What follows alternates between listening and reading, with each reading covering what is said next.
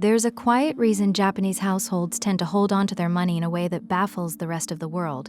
It isn't that they earn dramatically more. It isn't that life there is cheap. In many ways, it isn't. It's that there's an entire category of things the average Western household spends money on, month after month, almost without thinking. And the average Japanese household simply doesn't. Not because they can't afford them, because they've quietly decided these things aren't worth buying at all. And here's what's striking. Once you see the list, most of it seems obvious. You'll find yourself thinking, why am I paying for that? Because these aren't exotic luxuries you'd never miss. They're ordinary, everyday purchases that have become so normal in the West that we've stopped questioning them. While a culture with one of the most disciplined, thoughtful relationships with money on earth looks at them and says, quietly, no. Let me say one thing, and then I won't bring it up again. I put the heart of everything on this channel into a small book, Wabi Sabi, Finding Peace in an Imperfect Life. It's linked below if it speaks to you. Now let's continue. Today I'm going to walk you through 7 things Japanese people, as a general rule, refuse to buy, and exactly why. Some of these will make you rethink a purchase you're planning this week. At least one of them is probably draining your bank account right now, silently, on autopilot. And the 7th one isn't a product at all. It's the deepest money habit of the entire culture, the one that quietly explains all the others. Stay with me, because I'm going to tell you the single idea underneath all of this, the philosophy that lets an entire nation spend less, waste less, and worry about money less. And it's something you can adopt starting today, without earning a single extra yen. Let's begin. First, the idea underneath everything. Before the list, you need one piece of context, because it explains all 7. In much of the Western world, spending is tied to identity and emotion. We buy to feel better, to signal success, to keep up, to fill a want the moment we feel it. Marketing has trained us to treat almost every desire as something to be satisfied immediately with a purchase. And so we accumulate things, subscriptions, upgrades, replacements, often without ever pausing to ask whether the thing is genuinely worth what it costs us. Japanese consumer culture, at its healthiest, runs on a different instinct.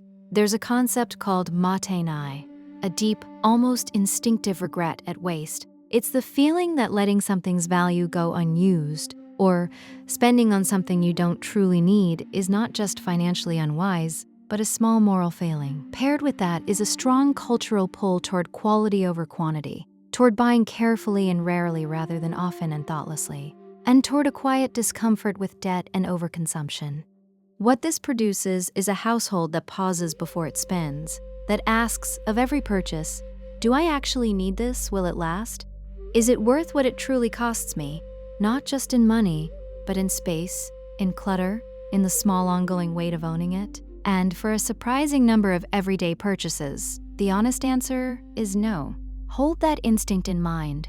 Does this actually earn its cost? Because every single thing on this list is something that fails that test. Let's start with the one that's probably in your kitchen right now. Number 1, a cupboard full of single-use gadgets. Walk into many Western kitchens and you'll find a graveyard of them. The avocado slicer, the egg separator, the banana slicer, the garlic peeler, the strawberry huller, the quesadilla maker, the electric can opener, the gadget bought with great excitement and used exactly twice before disappearing into a drawer forever. Japanese kitchens, which are often small and therefore ruthless about what earns space, tend to reject this entire category. The instinct is toward a few versatile, well-made tools, a good knife, a good pan, that do many jobs well, rather than a drawer full of specialized objects that each do one tiny thing. Here's why this matters more than it seems. Every single-use gadget is a small trap. In the store, it feels useful.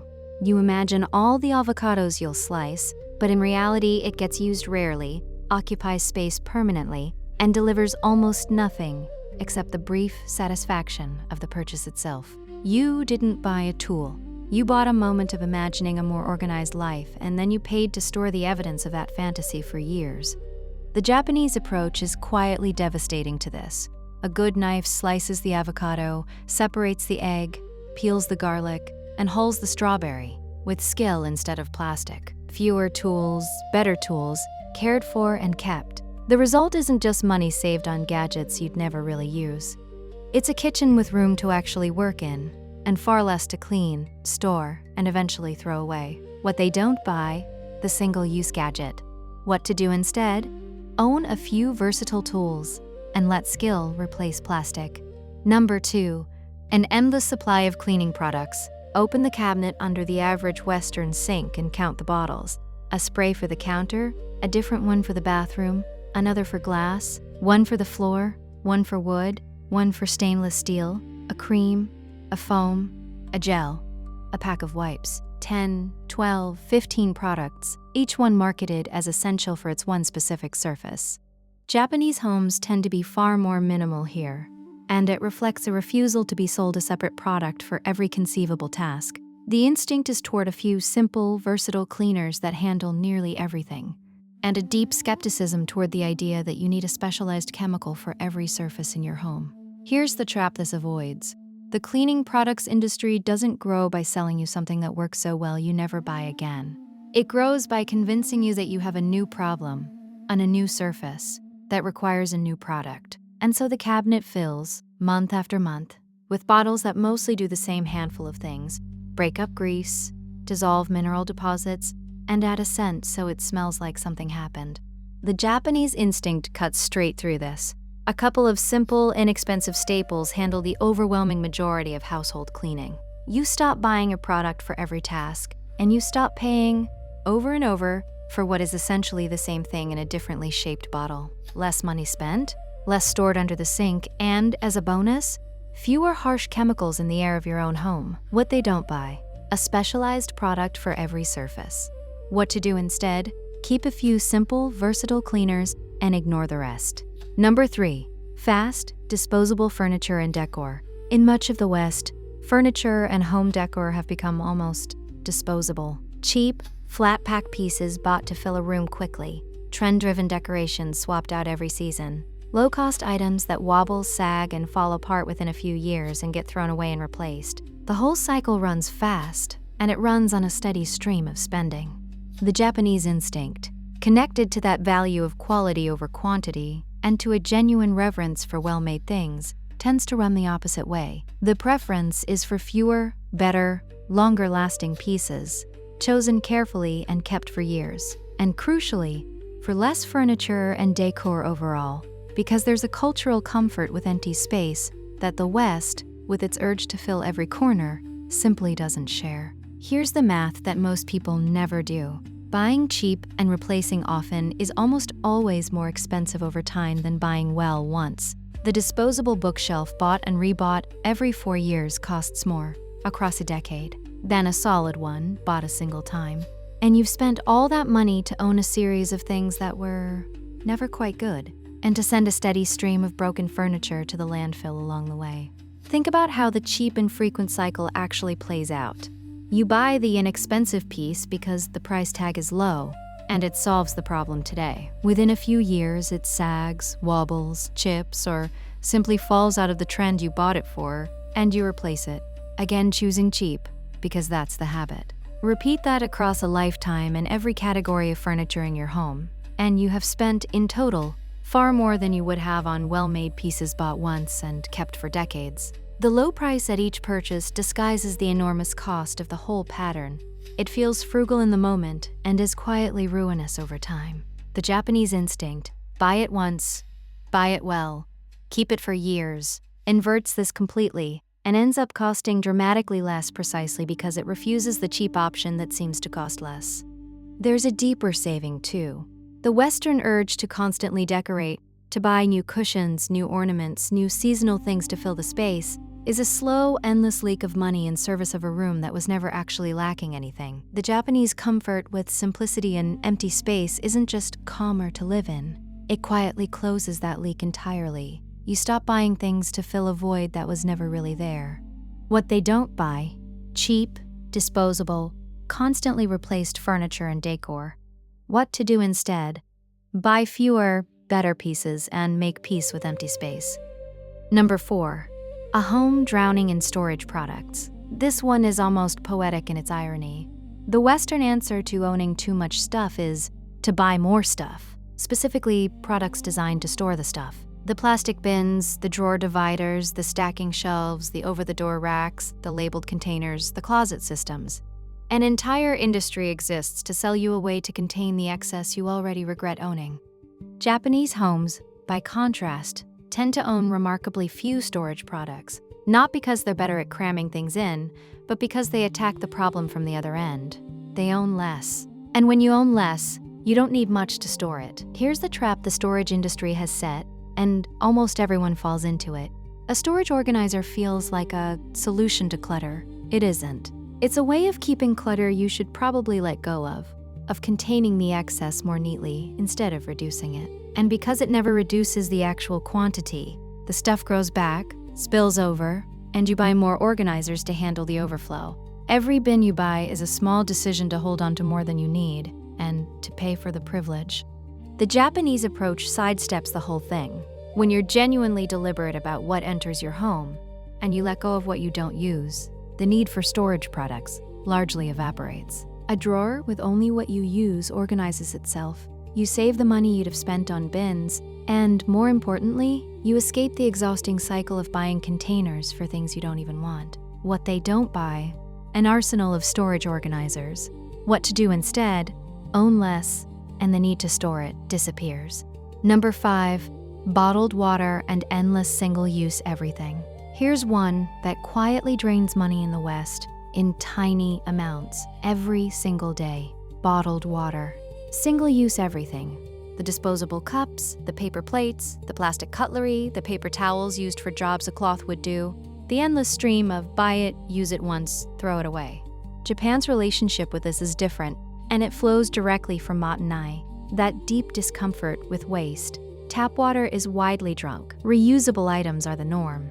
There's a strong cultural pull toward using things fully and repeatedly, rather than buying disposable versions to throw away after a single use. Even the famous Japanese attention to carrying your own things, a handkerchief, a reusable bottle, a cloth, reflects an instinct against the constant small purchases of the disposable life.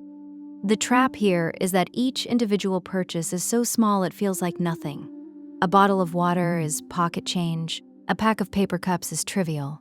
And precisely because each one is trivial, we never add them up, and they are enormous in aggregate. The daily bottled water alone, over a year, is a genuinely significant sum, spent on something that flows nearly free from your own tap. Multiply that across every disposable category, every day, for years, and you've spent a small fortune on things designed to be thrown away minutes after purchase. Let me make the aggregate concrete, because this is where people underestimate the most. Consider a household that buys bottled water daily, uses paper towels for jobs a cloth would do, reaches for paper plates and plastic cutlery to avoid washing up, and works through disposable wipes and napkins as a matter of routine. None of those purchases registers as significant in the moment. There are a few coins here, a few there, but run them across a full year and the total is not a few coins. It's a meaningful chunk of money, spent entirely on the privilege of throwing things away. And the truly striking part is that nearly all of it is replaceable, permanently, by things you buy once. A reusable bottle, a set of cloths, real plates, real cutlery. You pay a tiny amount up front, and then you simply stop paying. Forever. The disposable habit, by contrast, charges you again and again, every single day, for the rest of your life. The Japanese instinct treats this as exactly the kind of quiet waste that matanai exists to prevent. Reusable over disposable, owned over bought again. It's not dramatic and no single choice feels significant, but it closes dozens of tiny leaks that, together, drain more from a household than most people would ever believe. What they don't buy: bottled water and the endless stream of single-use disposables. What to do instead: choose reusable and stop paying repeatedly for what you can own once. Number 6, things bought on impulse and things bought on credit. This one is less a product than a pattern, and it may be the most financially important thing on the list. In much of the Western world, two habits have become deeply normal: buying on impulse and buying on credit. Seeing something, wanting it, and purchasing it in the same moment, with no pause. And routinely spending money you don't yet have, carrying balances, financing everyday consumption on borrowed funds. Both are so common that most people never question them. Japanese consumer culture has traditionally been far more cautious on both counts. There's a long-standing cultural comfort with cash and a corresponding wariness of debt, a preference for spending money you actually have, and a discomfort with owing. And there's a strong instinct toward deliberation before a purchase, the pause, the consideration, the refusal to let a momentary want translate instantly into a transaction. Here's why this matters more than any single product. Impulse buying is how the want defeats the need, over and over, in small amounts that add up relentlessly. And buying on credit doesn't just let you spend money you don't have, it makes everything you buy that way quietly more expensive, through interest, so you end up paying more for things you often didn't need in the first place. Together, these two habits are the engine of most household financial stress in the modern world. The Japanese instinct, pause before you buy, spend what you have, be wary of owing, is a kind of quiet armor against both. The pause defeats the impulse. Give a want a day or two, and most of them simply fade, revealing that you never needed the thing at all. And the preference for real money over borrowed money means you're never paying extra, in interest, for the privilege of buying something now that you could have bought later, or not at all. What they don't buy, things on impulse and things on credit. What to do instead, pause before purchasing, and spend money you actually have. Number 7, the upgrade you don't need. The final thing Japanese people are far more reluctant to buy is the one the entire modern economy is built on pushing. The upgrade. The newer phone when the current one works perfectly. The latest version of a thing you already own a functioning version of. The replacement driven not by need, but by the manufactured feeling that what you have is suddenly not enough.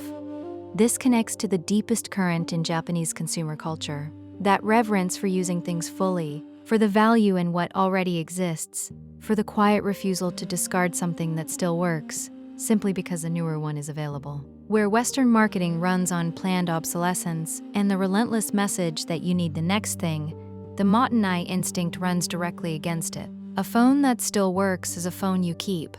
A functioning item is not waste to be upgraded away. Here's the trap, and it's the most expensive one of all. The upgrade cycle is designed to make you spend continuously, forever, on things you already have working versions of. It works by attacking your contentment, by making you feel every year that what was perfectly good last year is now inadequate, and so you replace the functional phone, the working appliance, the fine car, not because you need to, but because you've been made to feel you should.